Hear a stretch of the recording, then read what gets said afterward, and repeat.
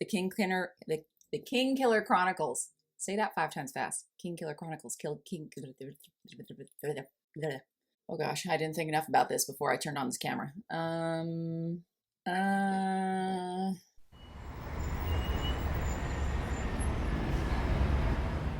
Hey everybody, welcome back to It's Too Late to Apologize Book Reviews. I'm Stella, and today I'm going to be doing a book tag. And I don't usually do book tags, but I was tagged by the very gracious Michael Vaughan, or should I say Sir Michael Vaughan. And he was so extremely kind in his video that there was no way that I wasn't going to do this tag video. So it's the JFK tag. I hadn't heard of it before, but I've got all the questions up here, and let's get into it. And I'll have linked the creator of the tag, Michael's video, and his channel, Michael's channel down below, which is really awesome. I really like his channel, and he's really funny, so I really enjoy watching his videos. So number 1, 10 of Us and One More. Rose and Joe Sr. had a boat called 10 of Us to signify the 10 members of the Kennedy clan. With the birth of Ted, the family named another boat One More. What book with a large cast of characters would you recommend?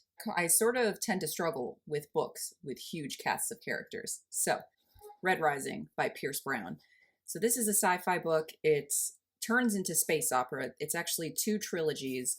The first of the first trilogy is Red Rising, and the first of the second trilogy is Iron Gold. I would say Red Rising, the very first book, is my least favorite in the series. It's still good, or as we go through the books, and especially in the second trilogy, the maturity in Pierce Brown's writing is amazing, and just how he captures space opera and the politics. This is like Game of Thrones in space. I hate equating books like that, but that would be the comparison that I could give you. It's all these political maneuvers, and it's so good.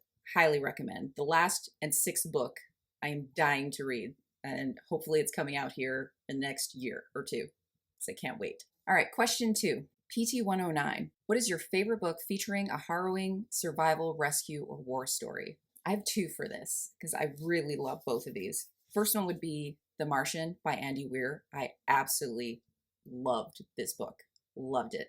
I actually haven't watched the movie yet, and I really want to. Really want to pick up Project Hail Mary, because I've heard lots of people say that it's like The Martian, but even better, so I'm in. And the other one would be The Heart of the Sea by Nathaniel Philbrick. So this, I have to say, is absolutely amazing. So this is based on the ship Essex that set sail from Nantucket on a routine vision to hunt whales. This is the real-life tragedy of the vessel Essex that inspired Moby Dick. And just the way that Nathaniel Philbrick wrote this book, it was just gut-wrenching. And he did tons of research, and it was riveting. Usually these sort of, because this isn't a work of fiction, and he's actually telling you the story of what happened. And it is just, it's so good. So good. Highly recommend. Amazing. Mind-blowing. Question number 3, Addison's Diseases. What is your favorite book that deals with disease or the medical field? I seem to be having 2 answers for all these questions, which is seems ridiculous, but I just couldn't choose. So my first option in this, it would be the Oryx and Crake trilogy by Margaret Atwood, who I absolutely love.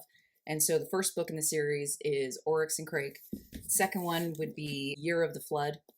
And then it's Mad Adam. So this series is just amazing. If you like a combination of literary fiction with dystopia and post-apocalyptic, this is your jam. It's so well written. Every book is so completely different from the other.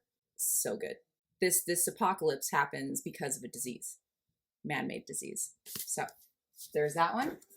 And then the other book that I would say for this category would be The Bluest Eye by Toni Morrison. So this is a bit of a stretch, but I would say that the disease in this book is humanity. And this book is an amazing portrayal of victims, abusers, the plight of mankind through a very objective eye. It's amazing how this book makes you sort of feel or understand why villains of the real world are just people like everyone else. And it's a beautifully written book, and I highly recommend it. Question number 4, Camelot. What real or imagined dynasty would you like to read more about? What I chose for this would be Patrick Rothfuss, the King Killer Chronicles. Say that 5 times fast. King Killer Chronicles. Patrick Rothfuss, The Name of the Wind, or the King Killer Chronicles, which is what the series is called. So everyone and their dog's been waiting for book 3. And we're waiting, and we're really excited, and I can't wait for book 3 to get back into this world that he created, which is killing me with anticipation. Can't wait to read more. Question number 5, High Hopes. Frank Sinatra re-recorded this song for the Kennedy 1960 presidential campaign. If you ran for office, what would your campaign song be? Oh gosh, I didn't think enough about this before I turned on this camera. I know. Welcome to the Jungle by Guns N' Roses. Wouldn't that be appropriate? Let's just say I don't think I would win that election, but there's the song nonetheless. Question number 6. We choose to go to the moon. Name the last book you read that was set in space. So I actually had to go to my Goodreads page and look back to see which book this was. Bound in Blue by Jean Davis. I feel like I need to do full disclosure on this. This is a writing friend of mine. We work on each other's books, so we help edit each other's books and be better readers for each other. And this is book 3 in her Narvan series. First book would be Trust. Second book is Chain of Grey. And third book is Bound in Blue. I actually really love this trilogy. It is great. Its space opera is so fun, and the books get deeper as they go in plot-wise. They were so enjoyable, and I highly recommend them, but I just wanted to put it out there that this is a friend of mine, and to be upfront about it, but I still think if you like sci-fi, you're looking for another series to get into, I highly recommend. And she has, I think, 2 more books in this series that are going to be coming out. One is The Minor Years, which is accompaniment to this series, so it's chapters in other characters' perspectives of the events that happen in the main series. And then there's book 4 is sitting in my inbox, waiting for me to open up and get started editing. So I can't wait to read that. Question number 7, coconut.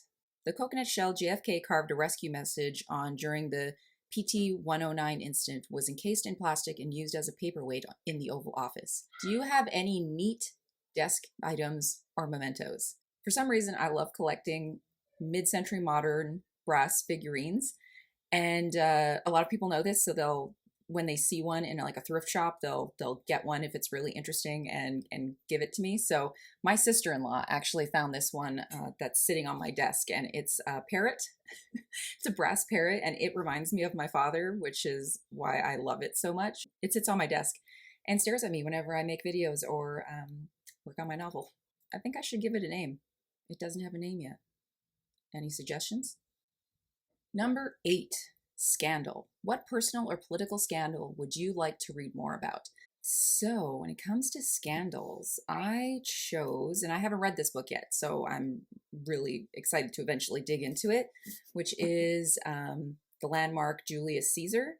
So the scandal of him being stabbed in the back that everyone knows so well and has made that line, getting stabbed in the back, so popular or so cliche today. Question number 9, Peace Corps. What book made you a better person? Like Michael, I would have to say just being a reader in general has made me a better person.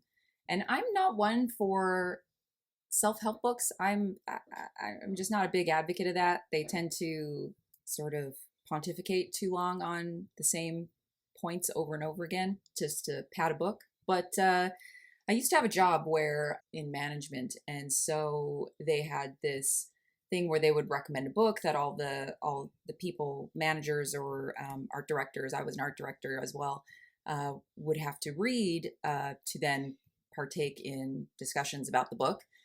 All the self-help books I've ever read were because of that job. But one that I will say that was pretty interesting that I feel like actually did make me a better person was Change Your Questions, Change Your Life by Marley G. Adams, PhD. and it's all about discovering the power of question thinking. So what I can remember about this book was it being really motivating to a certain point.